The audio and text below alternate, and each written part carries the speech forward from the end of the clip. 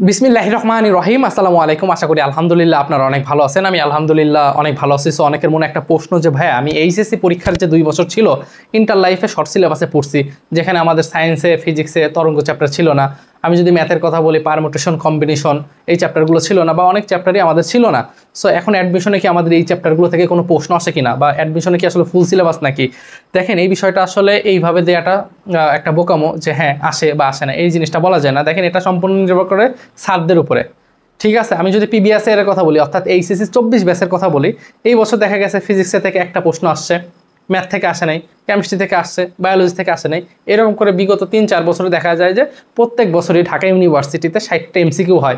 Physics chemistry math biology এই 60টা এমসিকিউর ভিতর অন এভারেজ দেখা যায় 4 থেকে 6টা প্রশ্ন আসে।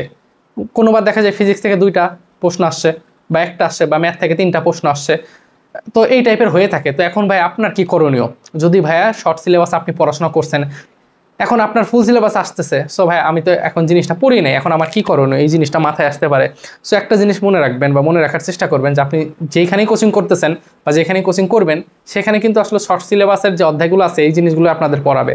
সো আপনার, আমি বড় ভাই হিসাবে সেই কথাটা বলবো, সেটা হচ্ছে আপনি শর্ট সিলেবাসের বাইরে কোনো কিছু পড়ার দরকার নেই, বুঝার চেষ্টা করবেন। এখন বলতে পারেন ভাই কেন দরকার নেই, আসেন উদাহরণ দেয় একটা জিনিস। আচ্ছা আমি হোয়াইট বোর্ডে না লিখে মুখে বলি, একটু বুঝেন। ধরেন আমি আপনাকে প্রশ্ন করলাম যে ভাই বাংলাদেশের রাজধানীর নাম কি? এখন বলতে পারেন ভাই এটা কি প্রশ্ন হলো, বা এই প্রশ্ন কেন করলেন? তো এটা হচ্ছে খুবই একটা সহজ প্রশ্ন, সহজ মানে খুবই সহজ প্রশ্ন। এটা এমন কেউ নাই যাকে ধরলে পারবে না। সো সহজ প্রশ্ন সবাই পারে। সহজ প্রশ্ন যদি কেউ ভুল করে তাহলে মনে রাখবেন যে সেখানে আপনি যদি কম্পিটিশন করেন, কম্পিটিশনে এই সহজ প্রশ্ন আসে, তাহলে তো আপনি অনেক পিছনে পড়ে যাবেন, এটা বুঝলেন। তো শর্ট সিলেবাস আপনি পড়ছেন, শর্ট সিলেবাস আরও 10 জন স্টুডেন্ট পড়ছে। সো শর্ট সিলেবাস থেকে প্রশ্ন আসলে ওইটা আপনাকে পারতেই হবে। শর্ট সিলেবাসের বাহিরে আপনিও পড়েন নাই, আর 9 জন পড়েন নাই, একজন পড়ছে সেটা ভিন্ন কথা। 9 জনও পড়ে নাই, আপনিও পড়েন নাই, কথা বুঝতেছেন? সো এইটা নিয়ে আহামরি কোনো প্যারা খাওয়ার দরকার নেই। হ্যাঁ, আপনি শর্ট সিলেবাসের বাহিরে বাকি যে সিলেবাসটা আছে এটা আপনি তখনই পড়বেন যখন শর্ট সিলেবাস আপনি 100% শেষ হয়ে যাবে।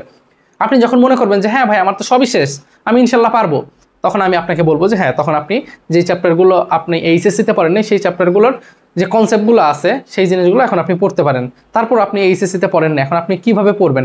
অন্য জায়গাওকে আপনি পারবেন না, বা আপনি যে কোনো কোচিং সেন্টারেই বলেন না কেন, আমি তো জানি রুটিনটা, ওইখানে কিন্তু শর্ট সিলেবাসের বাহিরে যে অধ্যায়গুলো আছে এগুলো কিন্তু আপনাদের ভিতর অন্তর্ভুক্ত করে না এই রুটিনের মধ্যে। আমি কি বুঝাইতে পারতেছি আপনাদেরকে? সো তখন কিন্তু আপনার নিজ আগ্রহে পড়তে হবে। সো এখন আমি আপনাকে যে জিনিসটা বলবো যে দেখেন অ্যাডমিশন জানি খুবই সেন্সিটিভ একটা জিনিস।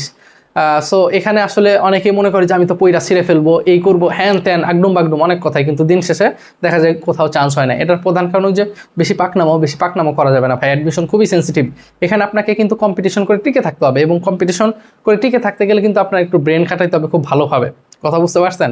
হ্যাঁ, জোরে মানে নিজের পেশি শক্তির দ্বারা কিন্তু এখানে কিছু হবে না, এখানে টেকনিক্যালি আপনাকে আগাইতে হবে। যদি টেকনিক্যালি আগান তাহলে অনেক ভালো কিছু করবেন। সো এই মুহূর্তে আপনার দরকার ভালো একজন মেন্টর যে আপনাকে গাইড করে সামনের দিকে এগিয়ে নিয়ে যাবে।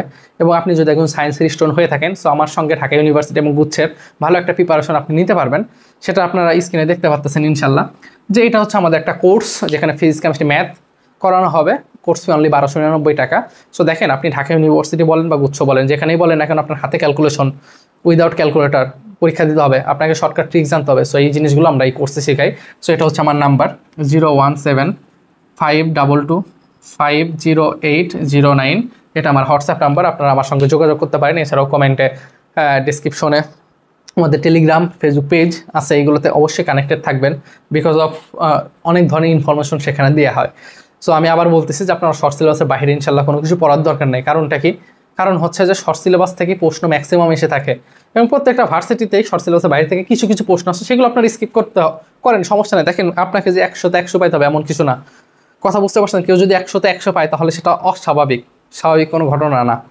আর 100 থেকে কম পাওয়া সেটা স্বাভাবিক ঘটনা। সো আপনাকে 100তে 100 পাইতে হবে না, আর 100তে 100 কেউ পায়ও না, কথা বুঝতে পারছেন? কিছু জিনিস স্কিপ করতে হয় লাইফে, নট অনলি পরীক্ষায়, লাইফে অনেক কিছু স্কিপ করতে হয়। সব কিছু যে আপনাকে পারতে হয় বিষয়টা এমন না, অনেক সময় হেরে যেও মানুষ কিন্তু জিতে যায়, কথা বুঝতে পারছেন?